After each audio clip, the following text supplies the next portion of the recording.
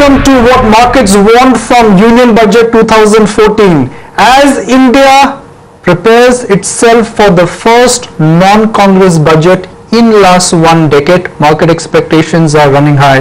But bear in mind, the NDA regime has inherited a weak economy, investment cycle is broken down, inflation is sticky.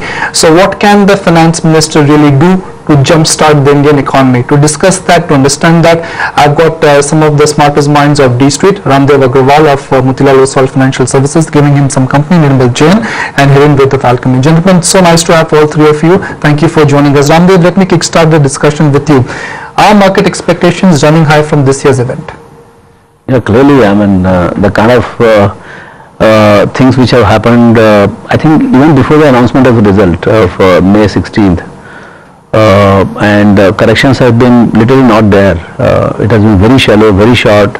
So market has been going continuously in one straight line, and I think it is going to culminate in this what you call budget, because budget is the first document where in organized way FM and what the government's overall thinking is going to come out in public. What exactly their aspirations are, what are the goals, how they want to, is there going to be a roadmap for next 5 years. So I think with a lot of expectation, this budget is going to become a big event. So I hope it will small, kind of end of this rally by the budget, and then budget will set the tone for the next round of rally. No, what is your sense? Our market expectations are high. Are markets expecting something grand and big from the budget event? I think mixed. One is that because markets have rallied almost 40% from the bottom, so people think that market has rallied too much. So there's the one side of it, but the other side of it, there's a lot of money with our retail investors, HNI investors, as well as institutional investors, foreigners and domestic, that is still waiting for a correction or waiting for an event before it comes to the market.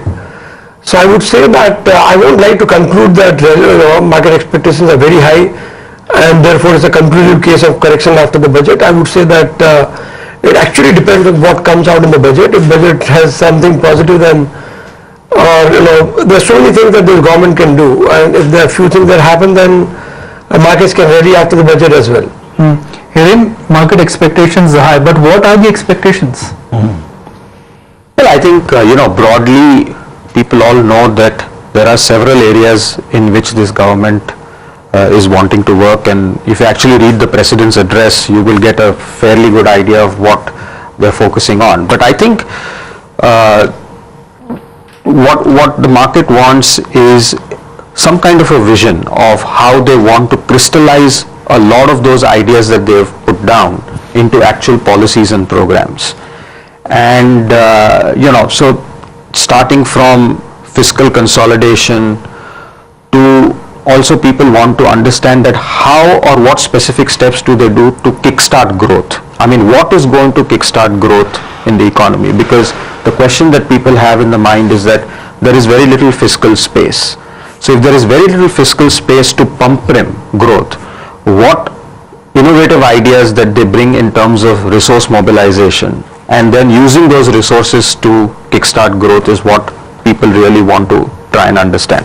I think this time people are not trying to figure out what tinkering they will do with the tax rate here and there. I don't think that is the expectation. The expectation is that what is the big vision and the roadmap to execute that vision over the next 5 years. So Ramdev, don't focus on part B, focus on part A. Should that be the basic approach? I don't want to ask you about what is part A and part B, but I think one has to look at the overall, you must sit for an hour and a half till Mr. Jaitley has finished off his speech. I believe there are a lot of, apart from the numbers, there are a lot of announcements which are going to be associated. So I think the materiality of that particular announcement, I think on the whole you should be able to figure out what do they want to achieve in next 3-4 years, because at the end of it this mandate is for 5 years. And you don't have to wait for 4th and 5th year for the things to happen. You have to make it happen in next, not in 6 months, but a year and 2 and 3. So that should be visible in the budget document. If that is the main policy document with their, there's the first major policy document. So I think the most important thing is the vision. People have a lot of confidence in the execution of this, execution capability of this particular government.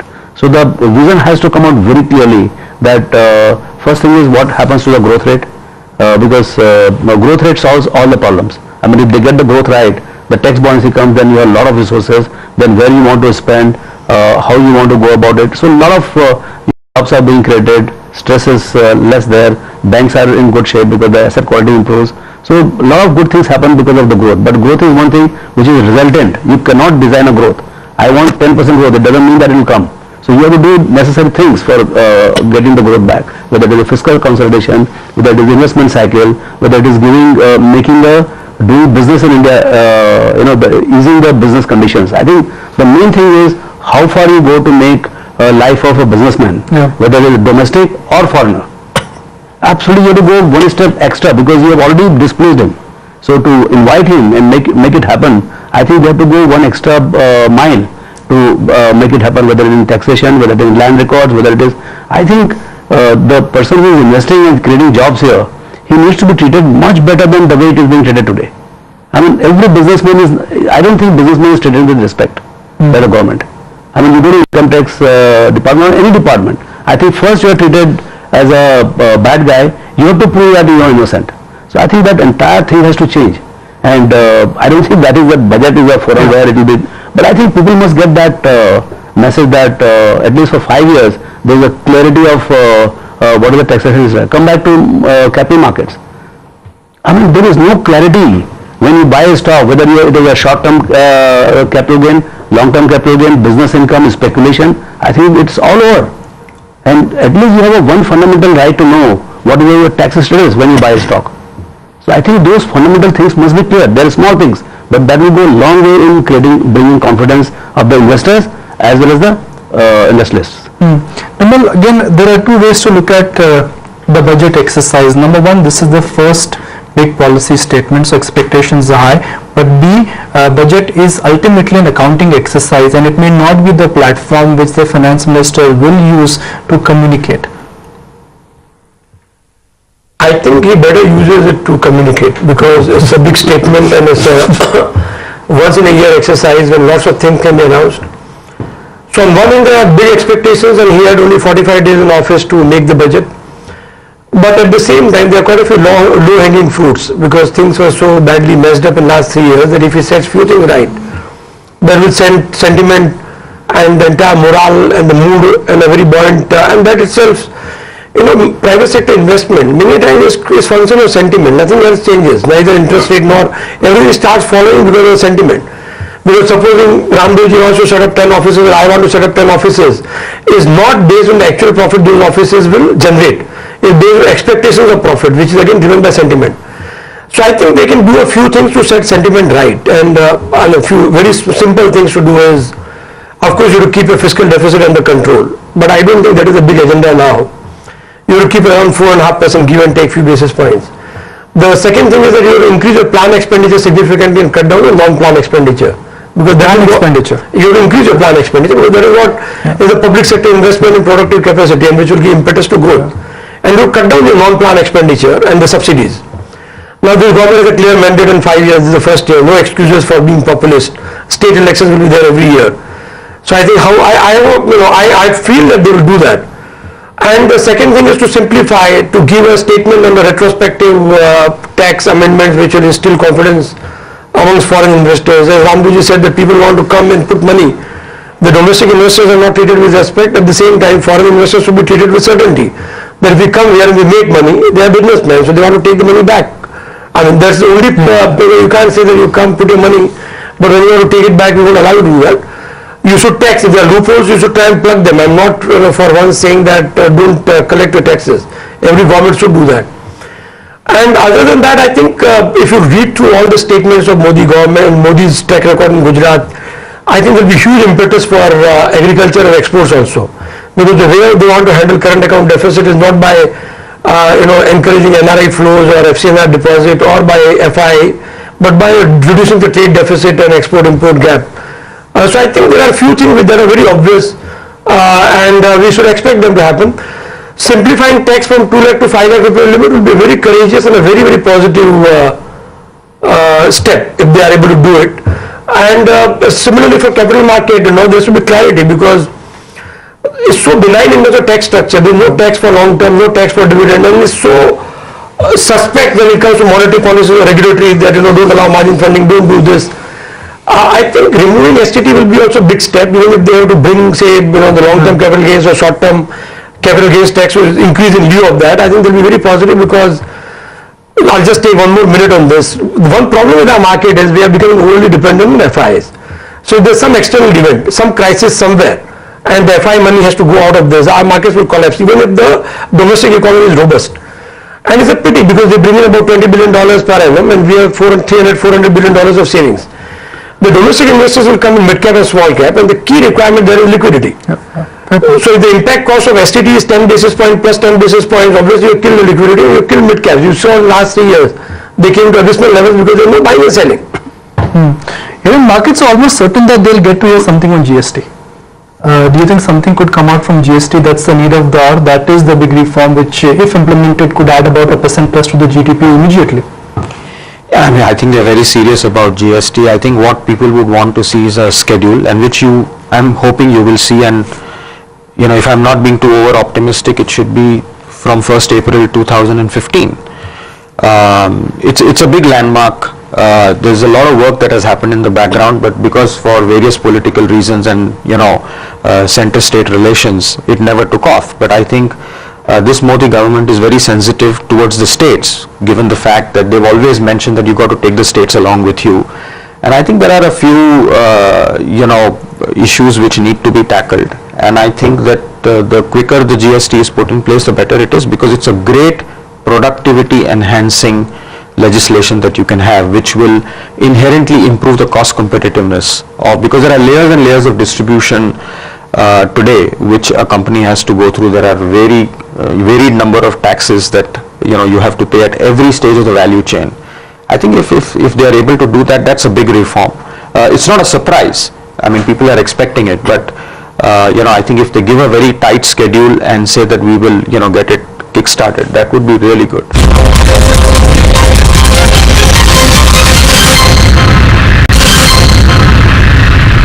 There are only two ways to jumpstart any economy. One is monetary and second is fiscal.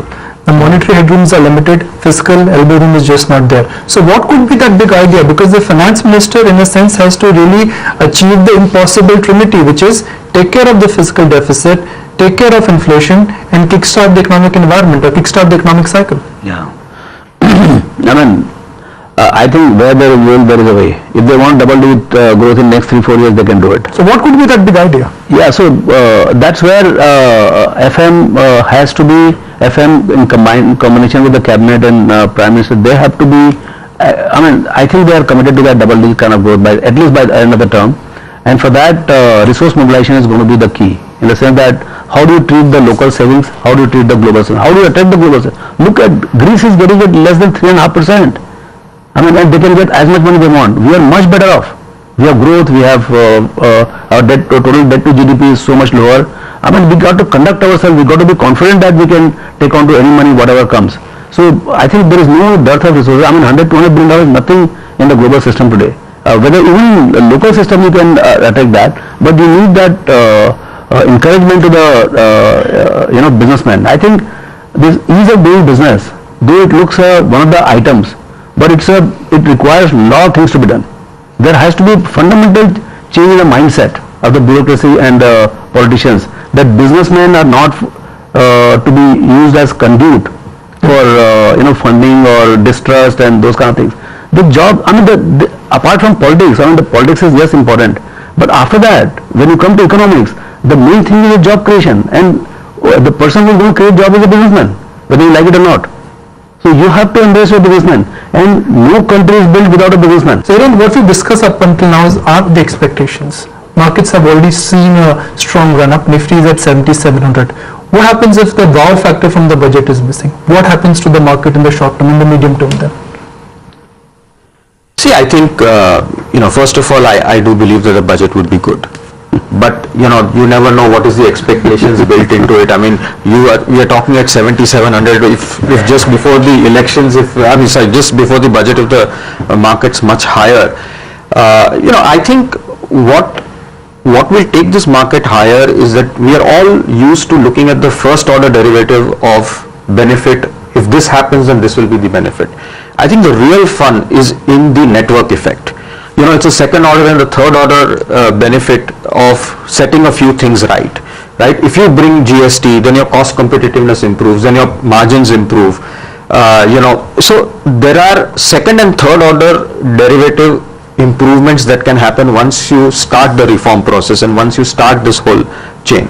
And secondly, I think that it's only in the last 2 months really that the markets have seen net flows. I mean, there is such huge amount of underinvestment that is there in equities that even if there is a correction or a so-called disappointment after the budget, I think sensible investors will use that as an opportunity to get into the market, because I don't think that after 5-6 years of consolidation, we're just looking at the last 6 months and saying, oh, the market is at 26,000 or the Nifty is at 7,700.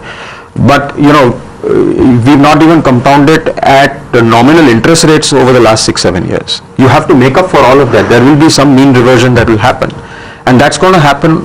And I think this is the first time where if they take some tough decisions, where the market will actually welcome it rather than punishing the government for doing it. And this is their best opportunity to do it. And I hope that they will do it, and I am confident that they will do it. And they have all the ingredients of a new bull market. Earnings are bottomed out, participation is low, hope has changed, and there is a bit of a hype also in the system. But what about earnings? You know that better than anyone else that markets ultimately are a function of earnings. So what's your take on earnings? So we looked at the earnings for the current year, and more importantly we looked at for the next quarter also. So I was going through the aggregate numbers for Sensex. I think the prediction is that it will be year-on-year 20% growth for the quarter. Though for the year it is much more moderated, but this quarter itself is going to be, because now under this new regime, what is important is this quarter, because this quarter is not so much impacted by what has been the mandate. This is a neutral quarter kind of thing, and after that you will start seeing more and more impact of the new mandate, and back end it will be a lot more. So my sense is that earnings growth for the current year expected is about 12-13%, 14%, maybe closer to 1,500 rupees per share for Sensex, and it could be, I mean, we could be surprised by another 40-50 rupees if things fall in place. So earnings cycle is looking good. I mean, from here, and it is not to do with this new regime, and that should add up its own flavor as we go forward. Vimal, irrespective of Thursday's event, how do you propose one should approach this market? Well, it's a bull market, and you should increase your allocation to equities. Get your asset allocation right. The primary objective is to get more assets allocated to equities. I think that is how you can approach the market. It's as simple as that. Hiren, if I look at the market composition, the echo on Dalal Street is that buy into policy sensitive sectors, stay with economy related sectors. But irrespective of that strong echo on Dalal Street, of late pharma and ITA groups of those sectors have also done well. So currently both the wheels of the market are moving in the same direction. Why is that happening? Because that's what happens in a bull market, that you have a few sectors that rally, they correct, consolidate, and then the other sectors participate. So I think, you're going to keep seeing, I mean, we may keep debating endlessly whether we should be buying high beta sectors or, and obviously there is a case that if economy kicks up, then the economy oriented sectors are going to do well. But all said and done, the dollar rupee is still at 60. And, these are high quality businesses. They have been correcting over the last 12 months. And it's not as if that earnings growth will not happen. As you rightly mentioned to Ramdev, that ultimately stock prices are a function of expectations of earnings and actual earnings. So I think that actual earnings are still there. So I think that irrespective of where, what sector that you are in, I think there's going to be a broad rally that is going to happen, which is what happens in a bull market. And all sectors are going to participate, in the rally. On the second point that you asked, Ramdev, on the earnings, typically what we have found, that a study that we did is that when growth falls from 8% to 4.5%, 5%, there's a negative operating leverage that kicks in. But once growth starts again, and typically consensus earnings estimate, if you see, are always in the range of 15-20%. They're never higher, right? But at turning points, the consensus is always wrong. And I think that people will be surprised, if not in 15, but at least in 16, when earnings start to move up, it doesn't move up by 15 20%. They could even be up by 30-40%. We don't know, right? And that's where the surprise in the market comes in. And the market senses it a little bit early. But I think as the quarters go by, the market will sense that in. And I think that the combination of earnings increase and PE increase is what drives the bull market. So I think that's what's going to happen. So final question to you, Ramdev, and then we'll move to Wimbledon Hiren after that. Post 16th of May, has your portfolio strategy changed? The strategy definitely has not changed. In fact, we are much more committed to the way we are doing it. But one or two stocks can change, you know. But and they're not so much to do with the government has changed or anything like that. So like Glaxo Pharma had an offer. So we sold it. I mean, we tendered the offer, tendered our shares in offer. So whatever money comes, obviously you pick some stocks. So, and it is not so much, because I'm not buying for 1 quarter or one bull run or next bull run. We are buying for 10, 15, 20 years. You know, we will not stay that long, but we do buy for a very long period. So we have to take care of bull as well as bear market. Yeah. You know, so we are buying very credible, high quality stocks. And a good business and a good quality always builds you out. Yeah. Vimal, what is your big idea for someone who wants to participate in this bull market? Yeah, so actually there are new themes in this bull market, and one theme that I think, I don't know, I spoke to you earlier about is the PSU stocks. In the last 6 years we have seen that PSU stocks have underperformed even the laggards. But these are stocks that have intrinsic value, technology, scale and ability to, and if you look at Mr. Modi's track record in Gujarat, then he has done wonders with Gujarat PSUs.